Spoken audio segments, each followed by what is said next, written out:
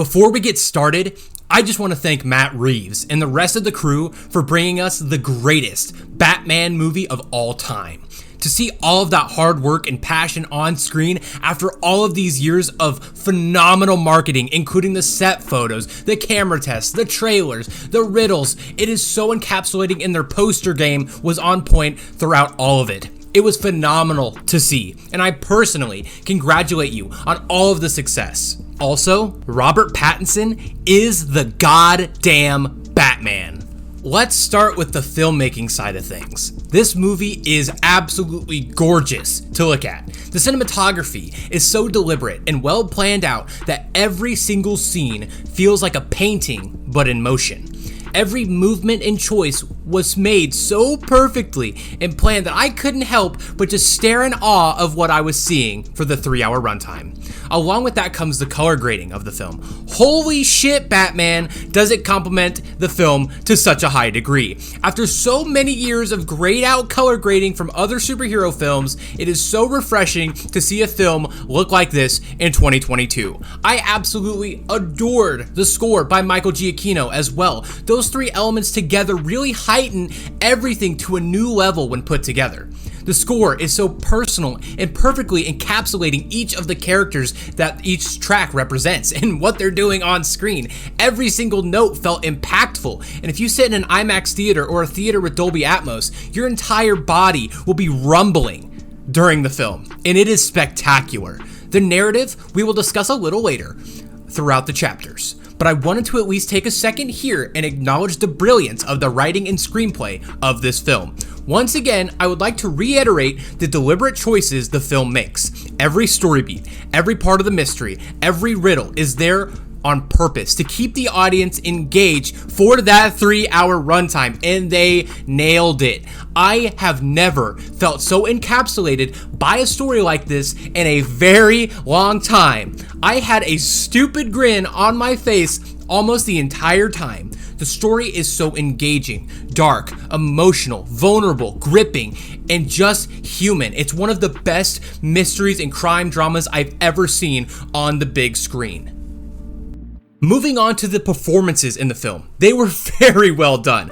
Everyone is bringing their A game in this film. Pattinson brings this extra layer to Bruce Wayne and the Batman personas we have never seen on screen before. His soft-spoken nature and the fire that burns in his heart throughout the film, we learn more and more about where this Bruce is psychologically, and Pattinson delivers on every single expectation going into the film, and I have to say right now, he is my Batman. He absolutely delivers, and the beautiful nature of this character is so perfect, and we'll discuss him a bit later. Zoe Kravitz is wonderful as Selina Kyle. Her story is so interwoven with everyone else, and her performance felt so natural, and the character had so much depth. I would not be surprised if she gets her own spinoff, and I would be right there watching it. Colin Farrell as the Penguin is where most of the comedy and natural humor of the film comes from because of his wicked nature as Oswald Cobblepot, and for him not being in the film for like that long, his presence is always felt and is an absolute joy to see on screen, and I can't wait to see more of him.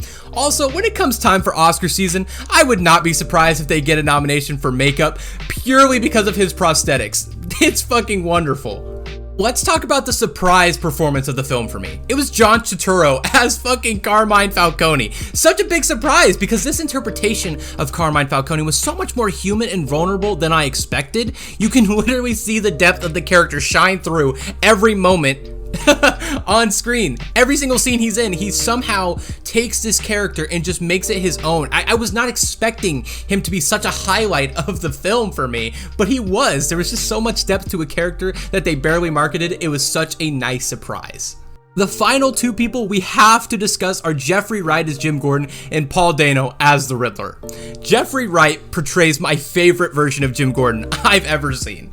He has this extra wit and grit to him that we all love from Gordon, but the story places these characters in such a deliberate and specific spot that Gordon already trusts Batman to such a high level, and when that choice is made, it allows Jeffrey Wright to really play into that, and the corruption of GCPD. You feel the weight on Gordon every line he delivers, especially when we're in GCPD. I'm not going to be spoiling much of this at all, but there are just these moments where we really get the nitty-gritty, up-close nature with Jeffrey Wright as Jim Gordon, and you can just just feel how heavy this is on this man's conscience, and it's just fucking beautiful. It is so unique, playing off the mystery involving the Riddler. It is just wonderful. The dynamic between Gordon and Batman is such a big and integral part of the film. I am incredibly grateful to see this finally written so fucking well. Now let's talk about Paul Dano. Wow, what an absolutely stunning performance for the Riddler. Now right out the gate, I want to say yes, this Riddler is very connected to the Zodiac Killer in his appearance and is similar to Jigsaw with his actions, okay? This is a very different Riddler compared from the comics or video games or whatever other media you might have seen from him. But Dano still manages to make such an engaging and riveting performance throughout this runtime. Being the mastermind behind everything, it takes a lot to be the main antagonist in a movie this long. I cannot believe how good it was. He is going to be up there with some of the best performances in a comic book movie villain of all time. Absolutely nailed it. It's amazing. I don't want to spoil what makes him so great, but if you've seen the movie, those last 2 scenes with him absolutely stole the show for me. What a phenomenal and smart character. Every choice has been calculated, and I am so happy they let him be the smartest man in the room, if not the smartest man in the world. Brilliant performance, and one day we are going to discuss that interrogation scene in depth. Moving on to the story of the film, like I said previously, this story is so interwoven throughout the film that the pacing is insanely good for being around 3 hours long. I keep reiterating, it's almost 3 hours long, and the fact that it's so good from the very first scene, you know what kind of movie it's going to be. It's very political, scary, horrifying, full of super dark and gritty scenes, but it also allows room for humanity to shine through, showing moments of empathy, love, compassion, sadness, happiness. All of it is there. Grief, torment, depression, all parts of humanity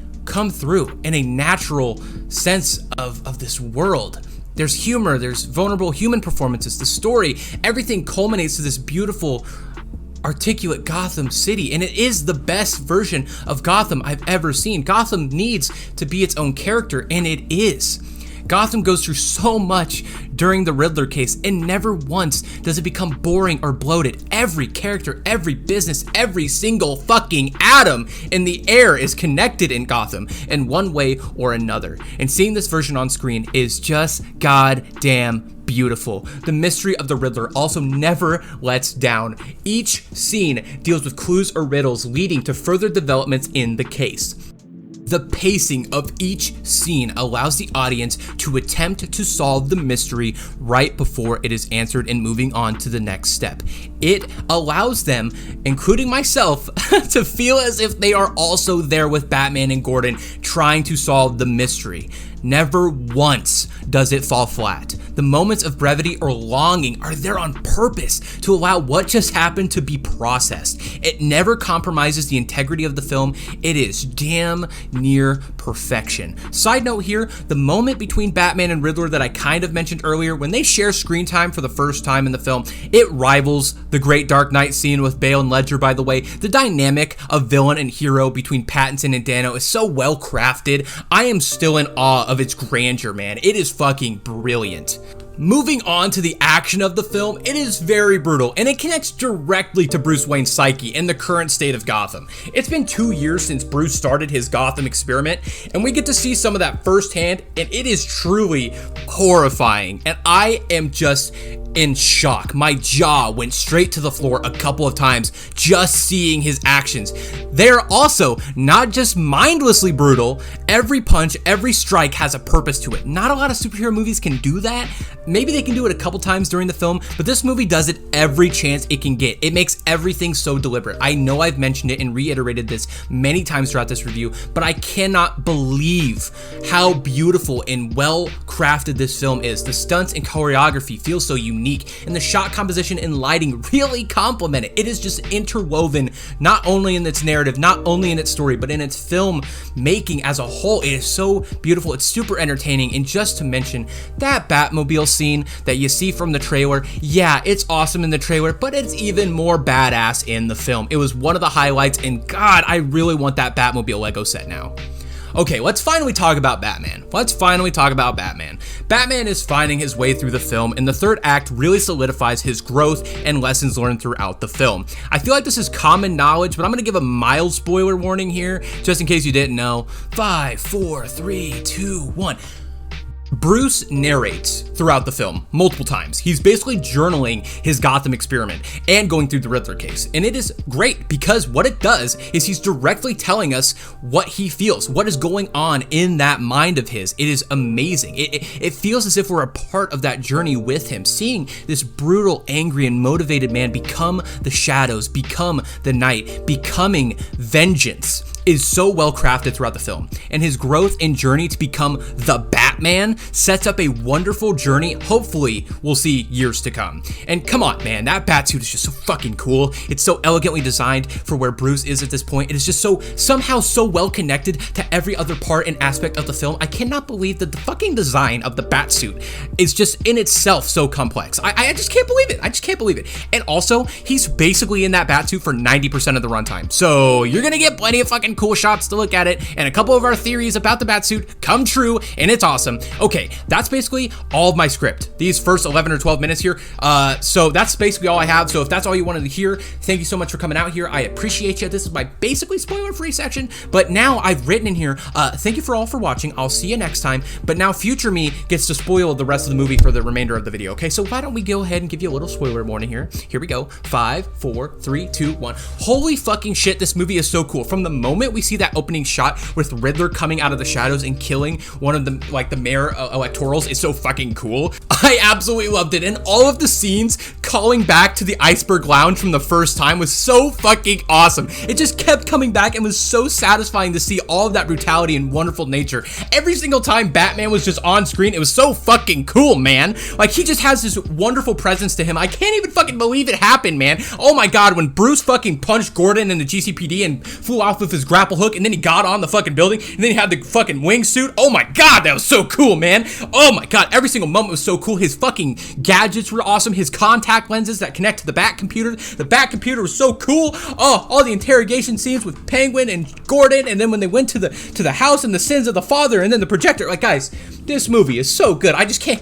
Oh, so good. And then Paul Dano, man, in that interrogation scene just completely steals the entire show. How do you manage to pull out such a beautiful performance so late into the movie that it's still so good? I just can't believe this movie is real. I can't believe that it happened. I can't believe most of the stunts were fucking practical, like the Batmobile chase. When Batman got down on the ground and looked through the window with Penguin, I almost shit my pants. That is so beyond scary. This movie just gets Batman. It gets the fearful nature of this man. In the very beginning, when he's taking out like the clown gang or whatever, and he just brutally beating the shit out of these guys is phenomenal. Even the guy who was completely innocent said, "Please don't fucking hurt me." Or when we actually get to see the bat signal in the sky and the fear that it brings to these criminals, that they just think he's in the shadows. Just the thought of Batman being in the shadows is enough for them to stop. Fucking amazing. Also, I'm going back to the Riddler for a minute, because remember, this is not scripted, this is just me talking. Whenever he went to that diner to turn himself in after killing Falcone, just to make it so Batman couldn't lay hands on him, Batman does not touch Riddler once in the film. He does not punch him once, and that is fucking brilliant, showing how smart the Riddler is. Every single step in this mystery is so beyond good. Also, the scene in Arkham where we had our boy Barry, I don't remember his last name, but he was in Eternals, he played Druig, is the Joker now. That's a cool casting. I'm super excited to see that, but I don't want Joker to be the main villain of the next Batman trilogy or Batman movies in general. If he has a role like Penguin in this film, I'll be more than happy with it, but I need some motherfucking Mr. Freeze. Mr. Freeze, Killer Croc, or Clayface up in here, man. This world is so interesting. It's so awesome. When Gotham is just, all of the bridges are fucking broken, I'm like, oh my god, are we doing No Man's Land? By the end of the film, it seems like most of that is basically kind of wrapped up in the end, but man, I just cannot believe how cool it was. Guys, this movie was phenomenal. I loved all of the action. I'm totally forgetting some more moments here, but I absolutely loved this film. I cannot believe it. I just love everything with the Batman. The music choices, the action, the cinematography, the relationships in this film. It was just the best Batman movie I have ever seen in my life, and I don't know if I'm going to see a better Batman movie until the Batman 2 comes out. Okay, goodbye.